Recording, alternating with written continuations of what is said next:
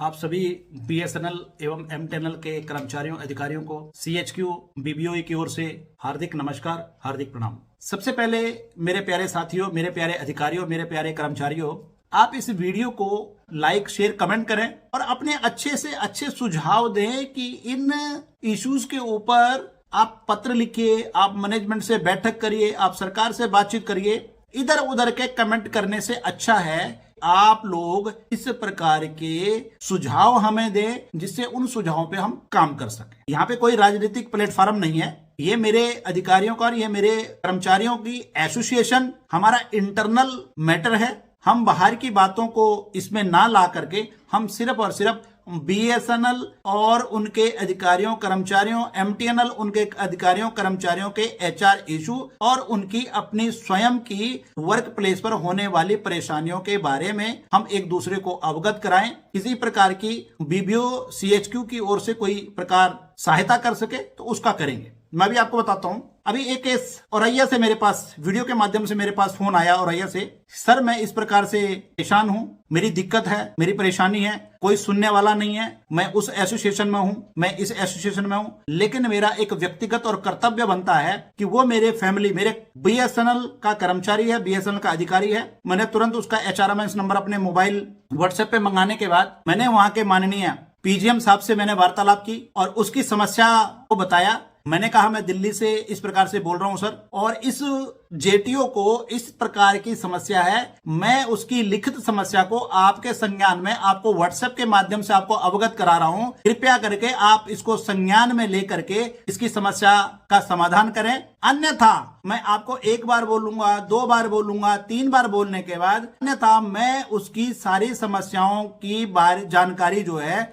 माननीय सीएमडी साहब, माननीय डायरेक्टर एचआर महोदय को मैं देने का प्रयास करूंगा और देना मुझे मेरे लिए मजबूरी होगी। तो मैं नहीं चाहता हूं कि मैं दिल्ली एक प्रकार से इस प्रकार की शिकायत का पत्र मैं दूं। तो आप कृपया करके, ये आपके हाथ का है, आप इसको आप मानिए। उन माननीय पीजीएम महोदय ने वो कार्य किया। जब मैंने दोबारा से फोन किया तो उन्होंने कहा शर्मा जी वो समस्या हल हो चुकी है, उसका समाधान मैंने कर लिया। उस पर्टिकुलर जेटीओ को मैंने बुला करके उससे बातचीत की है और उसकी समस्या का समाधान हो गया। तो हमें ये लगता है अगर किसी का समस्या का समाधान भारतीय बीएसएनएल ऑफिसर एसोसिएशन के माध्यम से अगर होती है तो इससे बड़ी सेवा और इससे बड़ी राहत और इससे बड़ा आनंद हमें नहीं आ सकता है। जबकि वो मेरी एसोसिएशन का नहीं था, दूसरी एसोसिएशन का था। उसने कहा सर वो सुनते नहीं है, वहां का डिस्ट्रिक्ट सेक्रेटरी नहीं सुनता, वहां का सर्कल सेक्रेटरी नहीं सुनता। तो लास्ट में मुझे जो है आपको कहना पड़ रहा है सर, और आने वाले समय में मैं आपके साथ ही बीबीओ को ही ज्वाइन करूंगा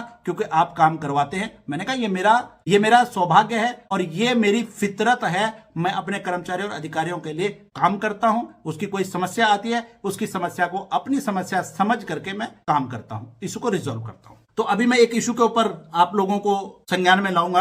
अभी हेडक्वार्टर ने सभी सीजम्स को एक पत्र लिखा, IPMS for the period Q4 January, February, March financial year 2023-24। जैसे आप हर क्वार्टर के अंदर आईपीएमएस फाइल करते हैं। I am directive convey that IPMS card of circle head of territorial head core network circle Q3 January, February, March are enclosed. तो इसमें जो target to be assigned by circle head जो है 22 दिसंबर तक का टारगेट है, उसको असाइन कर दे।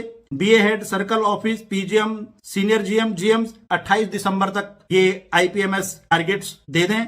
डीजीएम, एजीएम और इक्विवेलेंट 3 जनवरी 2024 तक टारगेट दे दें। एसडी एंड इक्विवेलेंट्स 10 जनवरी 2024 तक ये आईपीएमएस का टारगेट जो है वो दे दें। ये आपके ईएसएस पोर्टल पे रिफ्लेक्ट करेगा। तो मेरे प्यारे साथियों, आप वीडियो को लाइक, शेयर, कमेंट करें, अपने सुझाव अच्छे से अच्छे सुझाव दें कि एसोसिएशन को किन मुद्दों को उठाना चाहिए, किन मुद्दों पे बात करनी चाहिए। देखिए, third PRC, E2, E3, scale, promotion, इन पे हम ऑलरेडी चर्चा करते आ रहे हैं, चर्चा करेंगे। और यकीन मानना, जिस दिन आप लोग इस प्रकार का प्रयास करोगे कि हमें बीबीओ को साथ दे करके खड़ा होना है, आप यकीन मानना हम एक झटके में इन 3 मुद्दों को बिल्कुल हल करवाने में सक्षम है। और मैं अपना रिपोर्ट कार्ड भी आप लोगों के समक्ष लेकर आऊंगा कि हमने इन 5-7 सालों के अंदर किस प्रकार से काम किया, ना कि हमने ये बहाना किया कि हम ना सपोर्टिंग है ना मेजोरिटी हैं। हमने सिर्फ और सिर्फ अपने हित में काम करने के लिए